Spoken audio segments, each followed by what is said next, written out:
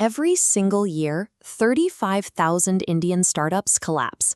By the time you finish watching this video, 2 more founders will have packed up their offices and shut their doors for good. Take a look at Snapdeal. Under Kunal Bal, this company reached a massive valuation of $6.5 billion. Today, it operates at a fraction of that, losing billions in value and almost entirely vanishing from the e-commerce map. When you ask people why these crashes happen, you usually hear the same excuses. They blame funding winters, tough market conditions, or massive competitors with deep pockets. But the data tells a completely different story. After analyzing hundreds of failed ventures, a clear pattern emerges. Founders consistently fall into 7 specific psychological traps. Yet, for every misstep that destroys a company, the top 1.5% of surviving businesses use a deliberate counter-strategy to stay alive. These companies aren't being killed by external forces. They are being dismantled from the inside, following a highly predictable sequence of self-sabotage that any founder can actually learn to avoid.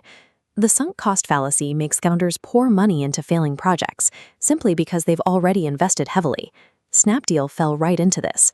They dumped hundreds of millions into flashy ad campaigns, trying to buy their way out of logistical problems.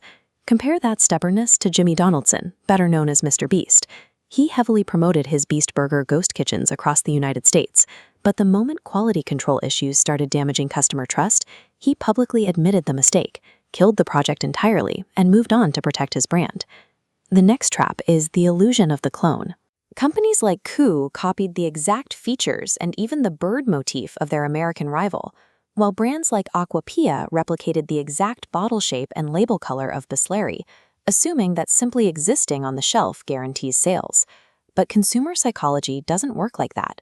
A brand like the Mahindra Thar occupies a very specific, rugged territory in the Indian buyer's mind. When a competitor launches a similar vehicle, even with a massive marketing push, they find that mental real estate is already fully occupied. You cannot dislodge an original with a cheap replica. Surviving in a saturated market requires creating a genuinely superior product and having the discipline to scrap it if it falls short. Plagiarism and stubbornness only accelerate the drop to zero. Once a company actually builds a successful product, a new danger arises. Founders develop an uncontrollable urge to slap their winning brand name onto entirely unrelated ventures, assuming their current customers will blindly follow. We saw Baiju Ravindran acquire over 15 separate education startups in an 18-month spending spree, diluting the quality of his core app. Similarly, Ola tried to conquer ride-sharing, electric vehicles, artificial intelligence, and mapping, bleeding resources from the exact service that made them profitable. True legacy companies take the opposite approach. The Tata Group carefully separates brands like Westside and Zudio from their core corporate identity. They build entirely new brand values from scratch, rather than stretching their primary name until it snaps. Then comes the inability to separate a passing fad from a long-term trend. Startups raised millions selling celebrity NFTs or building invite-only audio rooms during lockdowns. When people went back outside and the hype evaporated, the business models collapsed overnight.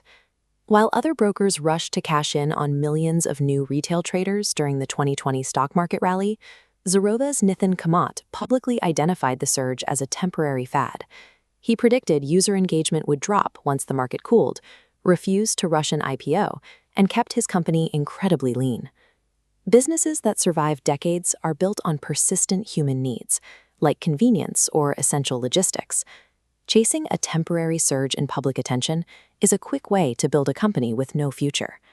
The final stages of failure often play out publicly on social media.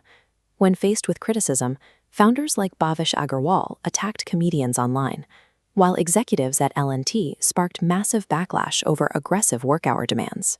These outbursts directly resulted in massive drops in share prices and the loss of billion-dollar defense contracts. On the flip side, executives like Anand Mahendra cultivate an intensely positive, steady online presence.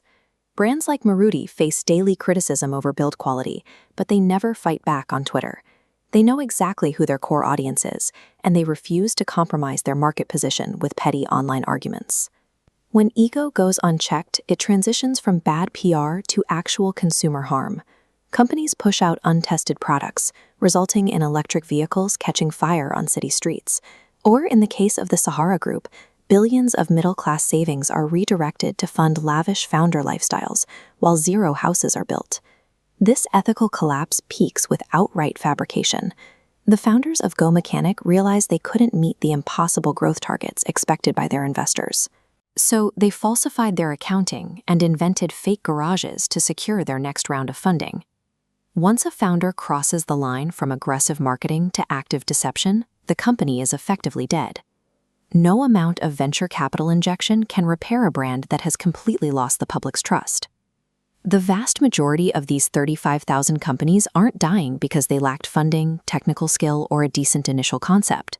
They are dying from impatience, an inability to abandon sunk costs, and unchecked founder ego. This chart shows the reality of building a business. Writing the code and launching the product is barely 10% of the job. The remaining 90% is purely about managing human psychology and maintaining extreme founder discipline. If you want to join the 1.5% that survive, the playbook is incredibly clear. You have to ruthlessly kill failing products, carefully separate short-term fads from permanent consumer trends, and keep your personal ego completely separated from your brand's public profile. You can buy all the digital ads in the world and hire the best brand ambassadors money can buy, but marketing a flawed product only makes it fail faster. To survive the brutal purge of the startup ecosystem, you don't need a perfect market. You just need the discipline to master your own internal flaws before you try to conquer the world.